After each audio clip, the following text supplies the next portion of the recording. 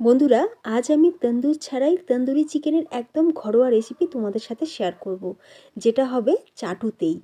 আর এই রেসিপি দেখার পর যারা কখনো রান্নাই করেনি তারা কিন্তু সহজেই বানিয়ে ফেলতে পারবে, তবে স্বাদ হবে নামি দামি হোটেল বা রেস্টুরেন্টের মতন। তাহলে চলো তন্দুরি চিকেনের রেসিপি শুরু করা যাক। তো দেখো, তন্দুরি চিকেন বানানোর জন্য আমি এখানে 4টে চিকেন লেগ পিস নিয়েছি। তো তোমরা চাইলে ব্রেস্টের পিস দিয়েও করতে পারো। তো আমি লেগ পিসগুলোকে এখন খুব ভালো করে পরিষ্কার করে ধুয়ে নেবো। আর তোমরা দেখতেই পাচ্ছ চিকেনের গায়ে বেশ রক্ত বা ময়লা লেগে আছে। তো খুব ভালো করে এটাকে পরিষ্কার করে ধুয়ে নিতে হবে। আচ্ছা, এবার ধুয়ে নেওয়ার পর আমি চিকেনটাকে জল ঝরানোর জন্য রেখে দেবো। তবে মনে রাখবে চিকেনের জলটা কিন্তু খুব ভালো করে একদম ঝরিয়ে নিতে হবে, মানে চিকেনের গায়ে যেন এতটুকু জল না থাকে। আর এই যে দেখো, চিকেনটা কিন্তু একদম পুরো ড্রাই হয়ে গেছে। এইবার দেখো, আমি এই চিকেন লেগ পিসগুলোর গায়ে একটু করে কাট লাগিয়ে দিচ্ছি। খুব বেশি ডিপ করে কাট লাগানোর দরকার নেই, একটু করে চারিদিকটা ভালো করে কাট লাগিয়ে দিতে হবে। আর এইভাবে কাট লাগিয়ে দিলে মশলাটা কিন্তু এই চিকেনের মধ্যে খুব ভালোভাবে ঢুকবে। তো সবকটা লেগ পিসের মধ্যেই আমি কাটটা লাগিয়ে নেব। আচ্ছা, এবার দেখো আমি এখানে নিয়েছি 50 গ্রাম পরিমাণে আদা, ছোটো ছোটো করে কেটে নিয়েছি। আর বড় দুটো কোয়া রসুন আমি নিয়েছি। এবার রসুন আর আদাটার আমি পেস্ট বানিয়ে নিয়েছি। অন্যদিকে চিকেনের মধ্যে আমি দিয়ে দিচ্ছি পরিমাণ মতো নুন, দিয়ে দেবো 4 টেবিল চামচ ভিনিগার, আর আদা রসুনের যে আমরা পেস্ট বানিয়ে রেখেছিলাম সেই পেস্ট। তবে আজকে আমরা চিকেনটা ডবল ম্যারিনেশন করব। তো প্রথমে নুন, ভিনিগার আর আদা রসুন বাটা দিয়ে চিকেনটাকে আমি 1 ঘন্টা এইভাবে ম্যারিনেট করে রেখে দেবো। মশলাটা চিকেনের গায়েতে খুব ভালো করে মাখিয়ে নিতে হবে। আর তোমরা চাইলে ভিনিগারের পরিবর্তে লেবুর রসও ব্যবহার করতে পারো।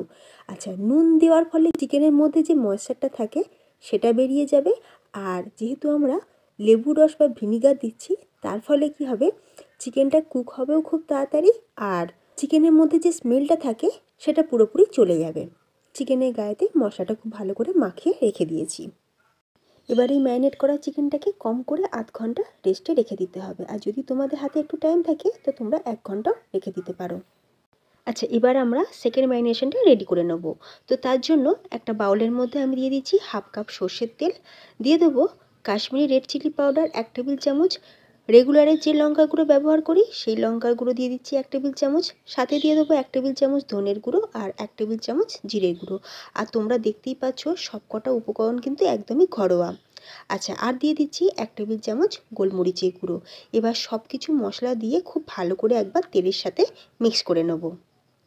আর তাতে দেখতে পাবে কালারটাও কিন্তু খুব সুন্দর আসবে, যেহেতু আমরা কাশ্মীরি লঙ্কা গুঁড়ো দিয়েছি, যার ফলে কালারটা খুব সুন্দর আসে। আর যদি তোমাদের হাতের কাছে কাশ্মীরি লঙ্কা গুঁড়ো না থাকে তো তোমরা স্কিপও করতে পারো। আচ্ছা, খুব ভালো করে তেলের সাথে মশলাগুলোকে মিশিয়ে নিয়েছি। এবার আমি এর মধ্যে দিয়ে দিচ্ছি বেসন। তবে এখানে কিন্তু কাঁচা বেসন ব্যবহার করলে হবে না, আমি বেসনটাকে হালকা ড্রাই রোস্ট করে রেখেছিলাম।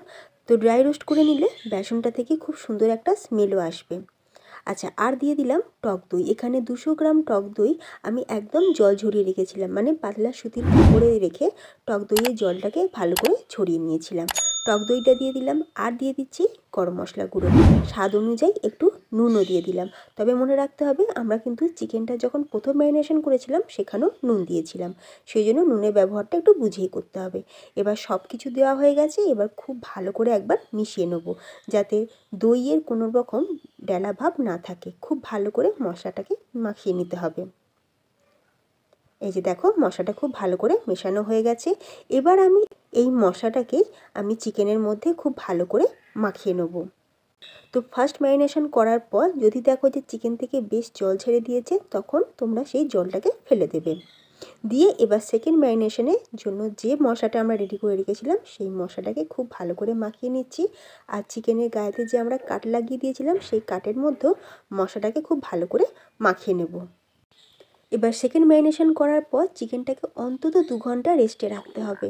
আর যদি ওভারনাইট রাখা যায় তাহলে তো খুবই ভালো, কিন্তু যদি হাতের টাইম কম থাকে অন্তত 1 থেকে 2 ঘন্টা চিকেনটাকে এইভাবে রেস্টে রেখে দিতে হবে। তারপর 2 ঘন্টা পর এবার গ্যাসের ওপর একটা চাটু গরম করে নিয়ে তাতে সামান্য একটু তেল দিয়ে দিয়েছিলাম।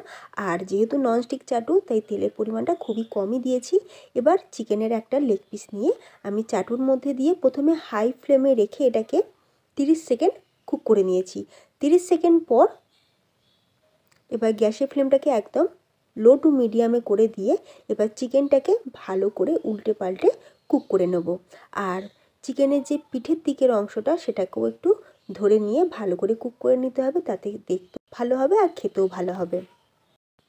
এমনিতে এক একটা লেগ পিস তৈরি হতে মোটামুটি 20 মিনিট টাইম লাগবে। তো দুটো লেগ পিস কিন্তু আমার কুক হয়ে গেছে। এই যে দেখো কত সুন্দর দেখতে লাগছে। আচ্ছা, যেহেতু আমরা এটাকে তন্দুরি প্যান ছাড়া বা তন্দুর ওভেন ছাড়াই কুক করেছি, তাই এটাকে আমি এবার একটু গ্রিল করে নেব। আর গ্রিল করার জন্য আমরা যাতে রুটি সেঁকি, তো সেই রুটি সেঁকার জালিটা গ্যাসের ওপর বসিয়ে দিয়েছি আর তার ওপরেই একটা চিকেনের লেগ পিস রেখে দিয়েছি। দিয়ে এবার ঘুরিয়ে ঘুরিয়ে চারিদিকটা একটু ভালো করে আমরা তন্দুর করে নেব। আর এই যে দেখো খুব সুন্দরভাবে কিন্তু চিকেনের গায়েতে খুব সুন্দরভাবে কালারও আসছে আর তন্দুরটাও কিন্তু খুব ভালোভাবে হয়ে যাবে। এটা সবথেকে সহজ। যদি তোমরা বাড়িতে চাটুতে বানাও তাহলে এইভাবে রুটি সেঁকার জালিতে চিকেনটাকে ফেলে তন্দুর করে নেবে। তাতে দেখতে তো অবশ্যই ভালো হবে আর খেতে তো তার থেকেও বেশি ভালো হবে। আচ্ছা, এবার দেখো এই তন্দুরি চিকেনে একটা স্মোকি ফ্লেভার আনার জন্য আমি এখানে নিয়ে নিয়েছি কাঠকয়লা। কাঠকয়লাটাকেও ওই একইভাবে আমি একটু গরম করে নিচ্ছি।